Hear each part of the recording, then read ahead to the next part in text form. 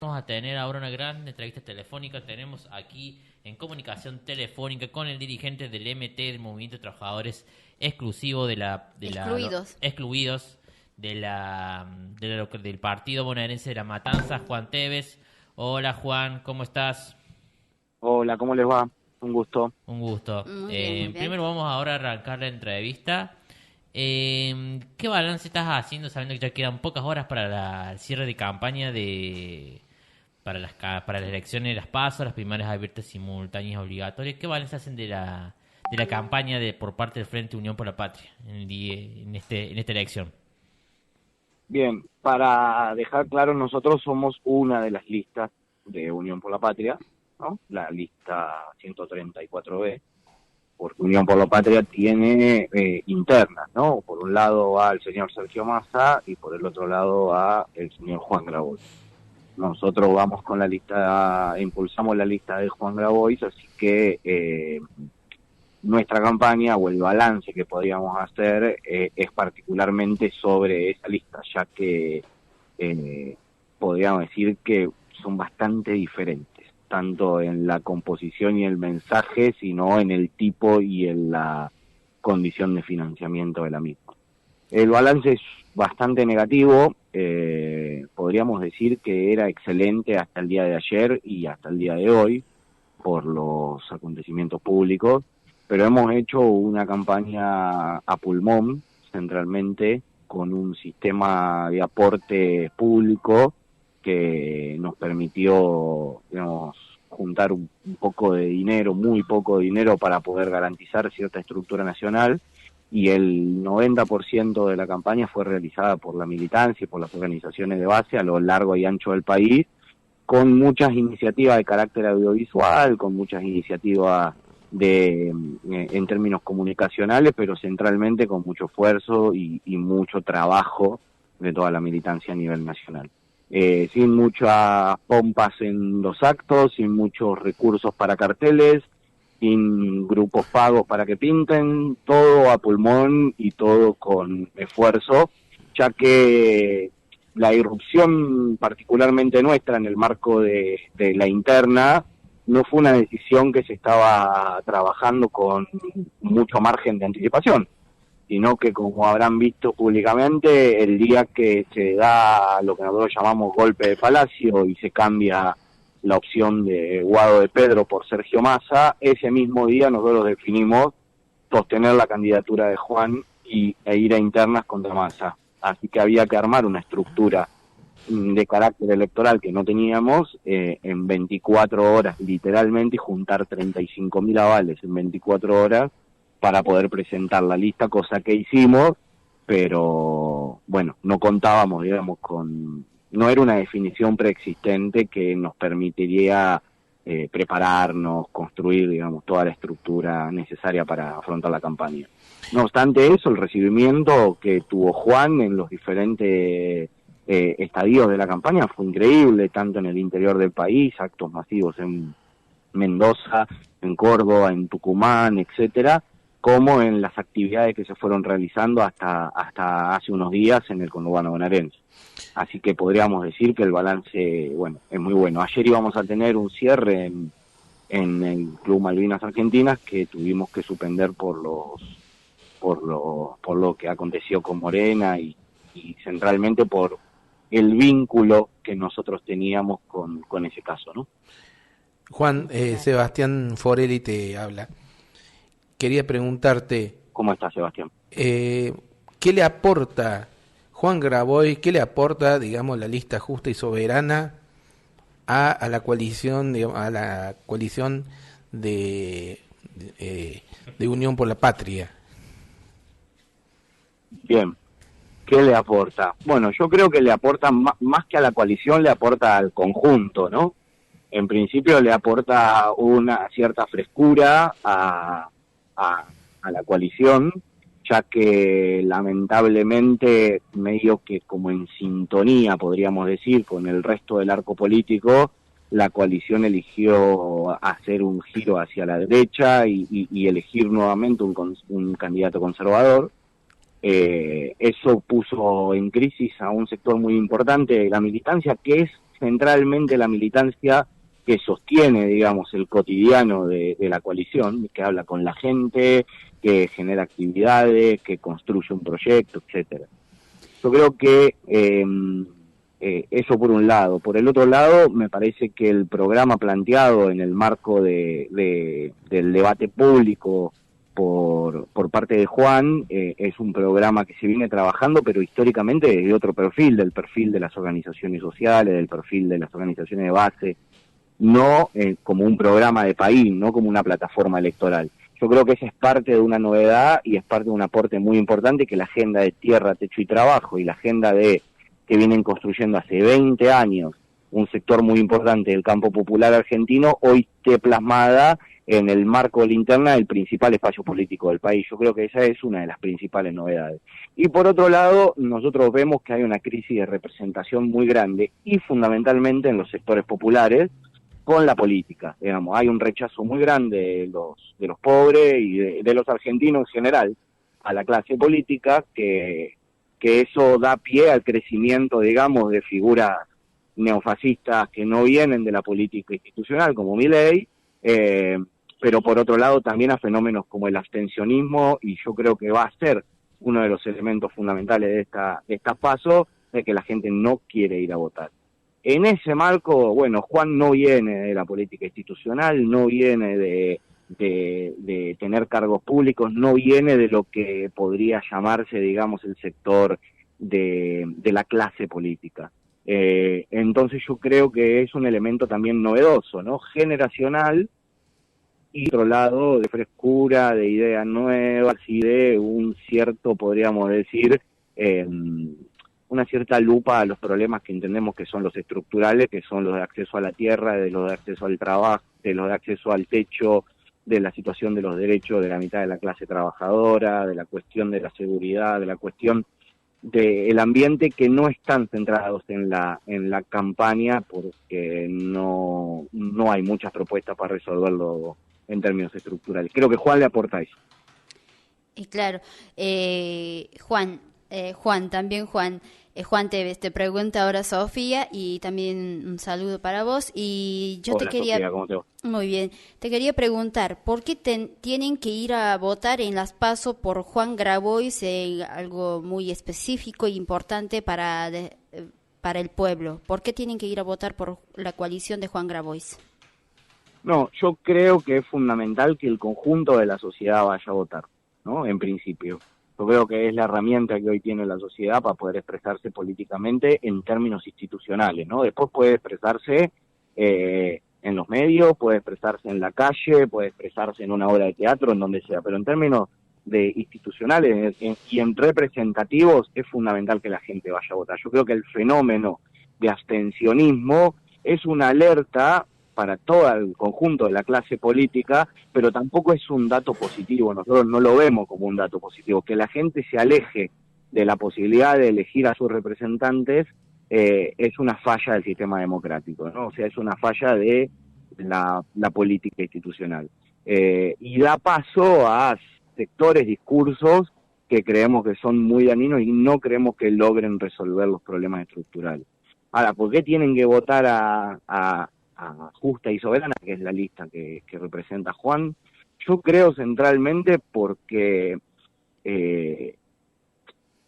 particularmente por esto que te decía antes, porque hay una novedad ahí, digamos, hay un proceso que se abre, un proceso que se está generando, una semilla que se está planteando, que creo que irrumpe en este escenario político para no tener vuelta atrás, que es la representación de los excluidos y de los trabajadores informales, la representación de los pequeños productores, la representación de los sectores pyme y de clase media cagados de hambre, la representación de los sectores que no quieren, digamos, un vuelco a la derecha o un giro al fascismo, pero tampoco quieren seguir con este status quo, y uno de los sectores que de forma pragmática, pero sosteniendo, digamos, principios elementales del campo nacional y popular, plantea propuestas y cambios que van hacia el quid de la cuestión, que se meten en los problemas estructurales. Yo creo que con la experiencia de estos 20 años de construcción de respuestas a problemas concretos como las tiene el movimiento de trabajadores excluidos, como las plantean los planes de buen gobierno o proyectos como el Plan de Desarrollo Humano Integral que ha desarrollado Juan, son fundamentales para la coyuntura en la que estamos viviendo, digamos. Entonces, darle una oportunidad y un espacio a esa plataforma me parece que este es el momento adecuado. Juan, yo ahora te quería preguntar sobre una definición una gran definición política que vos desarrollaste recién, que dijiste que la designación de Massa fue como un golpe palaciego, un golpe de palacio. ¿Nos puedes explicar o ahondar más en esa definición que vos dijiste? Sí, bueno, creo que Juan lo fue planteando públicamente, pero hasta unas 24 horas antes de que se termine definiendo al señor Sergio Tomás, el candidato que estaba enunciado por el espacio era Sergio Massa, era Guado de Pedro. Era un candidato que obviamente generaba algún tipo de resistencias en algunos sectores del frente, pero que era un candidato que contenía al conjunto, podríamos decir, de las organizaciones libres del pueblo, del campo nacional y popular, etcétera, y era el candidato que había impulsado Cristina.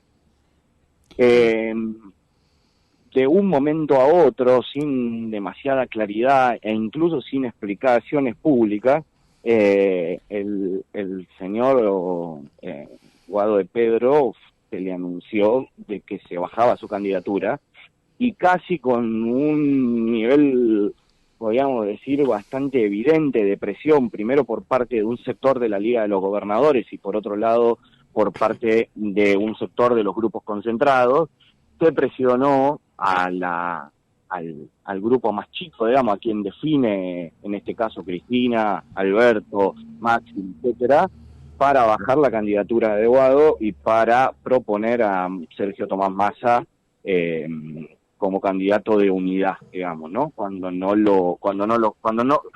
de los elementos que menos generaba era unidad. Esa presión que fue dada en más o menos 6 horas, nosotros la leímos como un golpe de palacio, digamos, como parte de un sector de los gobernadores, como parte de un sector del albertismo y como parte de un sector de los grupos concentrados o lo que entendemos como círculo rojo, que presionaron en conjunto y en pinza para bajar la candidatura de Guado. Cristina había dado 2 mensajes muy claros: un programa para salir de la crisis y de la situación en la que está el país, un programa político, un programa económico, un programa de salida a esta situación, y un candidato que agarre el bastón del mariscal y que sea de la generación diezmada, ¿no? Era un mensaje claro. Guado tenía el programa, tenía ese plan de gobierno que se llamaba, que de hecho lo compartió con un sector muy importante, digamos, incluso con nosotros, que se llamaba Plan de Desarrollo Federal, y era hijo de la generación diezmada y estaba dispuesto a agarrar el bastón de mariscal. Así que en ese marco yo creo que nosotros tenemos la certeza de que hubo muchas presiones de diferentes sectores para bajar su candidatura, y bueno, y devino en esto, ¿no? Devino en que la mitad del Frente Unión por la Patria no está ni militando a Sergio Massa. No lo asimila como propio y no le genera entusiasmo, no le genera empatía, no es parte del espacio político, no es parte del riñón, es parte de una coalición muy amplia que se formó con el Frente de Todos, y te digo más, hace muy poco tiempo ese señor estaba planteando que en el 2015 había que votar a Macri en el balotaje, y hace muy poco tiempo estaba diciendo que a los ñoquis de la Campo le había que meterlos presos. Entonces, bueno, no sé si te queda, si te doy claridad en ese sentido, Sí, pero sí. para nosotros esos elementos configuraban un escenario donde una cosa es que esté en el marco de un frente más amplio y otra cosa es que lo conduzca. Son 2 elementos diferentes. Una cosa es que sea parte de un espacio donde es minoría o donde no es mayoría, y otra cosa es que sea la cabecera de representación de un espacio que no solo no se siente contenido con él, sino que aparte ni siquiera tiene el mayor caudal de votos. Bueno, para nosotros eso fue un golpe de palacio y para nosotros fue una decisión muy errada, que probablemente lleve a consecuencias bastante malas para el conjunto de la sociedad y particularmente de nuestro pueblo pobre. Yo ahora te quiero llevar un poquito más hacia lo político, también que estamos al mismo ritmo. ¿Vos cómo crees que estos partidos o estas corrientes nacionales y populares que juegan por fuera de la Unión por la Patria, vos crees como Guillermo Moreno, la lista de Mempo Giardinelli, la lista de Martina Ayerbe, la lista de Julio Bárbaro, la lista, como otras listas más que son dentro de la corriente nacional y popular, perjudican a la Unión por la Patria, esas listas que juegan por fuera del movimiento? Mira, la verdad que no lo sé porque en el caso de Moreno es la primera vez que se presenta por fuera. No recuerdo lo de Ayerbe, pero entiendo que tampoco tienen un caudal de votos muy importante, o no lo sé, lo veremos en las elecciones. Mira, me parece que no es una amenaza hoy para Unión por la Patria ese sector, digamos, ¿no? O sea, una amenaza en términos electorales, ¿no? Para que quede claro. No lo sería nunca en términos políticos. Pero creo que en términos electorales no creo que perjudique o que haga daño. Yo creo que la mayor tensión va a estar entre Grabois y Massa, centrado en esto que te vengo planteando, digamos, lo que representa cada uno y en lo que el votante típico o el votante medio o el votante duro de Unión por la Patria va a elegir el domingo en función de su historia, en función de cómo se siente interpelado y en función de la situación política que vive el país. Yo creo que ahí está la principal tensión, digamos, ¿no? Y que la candidatura de Juan, yo creo que a diferencia de cómo lo leen los genios de la política que nos trajeron hasta acá, la candidatura de Juan le aporta mucho en este momento. Imaginemos un escenario de las características en las que estamos viviendo sin un espacio como el de Juan en el marco de Unión por la Patria.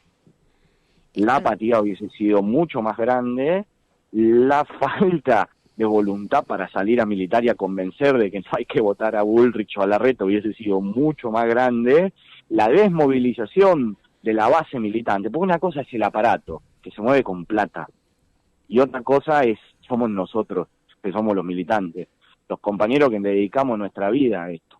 Son dos cosas diferentes, una funciona con el bolsillo y la otra funciona con el corazón. Uno deja un par de horas de su vida y la otra deja la vida en esto. Bueno, hoy un sector muy importante de la militancia está activa en el marco del proceso electoral en esta PASO porque está la candidatura de Juan. Yo dudo que lo hubiese estado si no estaba. Claro, totalmente. Yo al menos coincido en eso. Con vos, Juan. Ahora te quería preguntar, vos, Juan, ¿crees que Argentina necesita grandes cambios más hacia el lado del pueblo, más nacionalista, soberana? ¿Y eso ven posible con Juan Grabois, más hacia el lado de los barrios, hacia el popular en sí, ¿no? Uh-huh.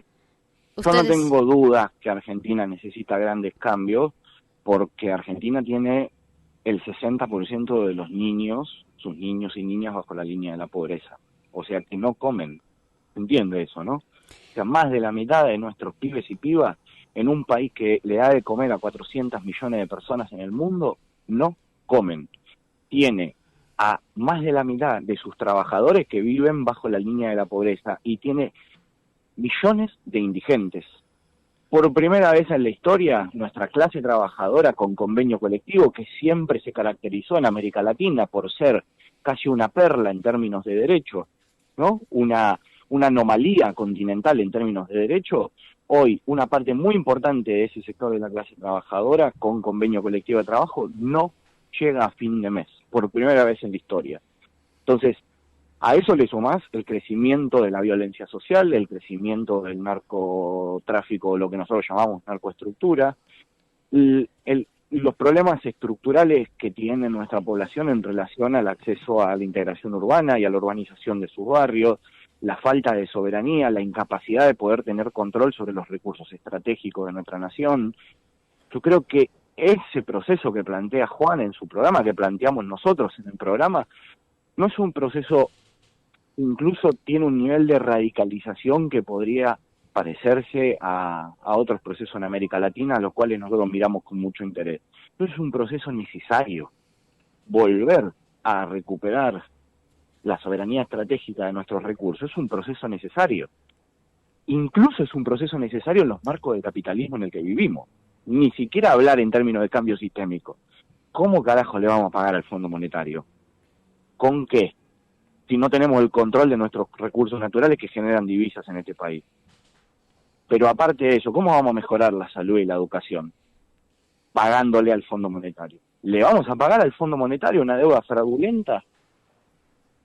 Entonces, yo creo que sí los necesita, pero incluso pensando en cambios que no sean tan radicales, hay una resistencia muy grande del establishment y de la clase política en Argentina. Entonces, yo no tengo duda que hay que poner al país en sintonía con América Latina, en sintonía con Bolivia, en sintonía con Brasil, en sintonía con Chile, en sintonía con otros procesos que se están dando en el continente para la construcción de una patria grande con soberanía y con unidad estratégica. No tengo ninguna duda. Ahora, no veo otro candidato que no sea Juan Grabois planteando eso. No lo veo, no lo escucho. Entonces, a tu respuesta yo creo que sí, sin duda. Juan, y en caso de ustedes de ganar o no la interna, en caso de que no lleguen a ganar, ¿ustedes van a acompañar a la lista ganadora? Y en caso van a negociar por puestos o en el caso les van a dar libertad de acción a su militancia para que voten el candidato que ellos más determinen en caso de que mira, no en principio hemos planteado una cuestión pública que es que en el contrato electoral que firmamos a la hora de ir a internas en el marco de este espacio político, el que pierde acompaña, ¿no? Y ese contrato electoral lo tenemos que cumplir porque si no sería una farsa para nuestra gente, sería una farsa para la sociedad. Si nosotros decimos que vamos a una interna y después no acompañamos a la lista ganadora, es como un poco, digamos, faltarle respeto a la gente. Pero por otro lado también planteamos que pretendemos que el candidato rival, en este caso en el marco de la interna, pueda pronunciarse en la misma sintonía, porque si no también es una farsa. ¿Está bien? Y nosotros planteamos que vamos a acompañar, pero del otro lado no se plantea lo mismo, más allá de la subestimación que hay, subestimación que el domingo se van a llevar un sorpresón, ¿está bien?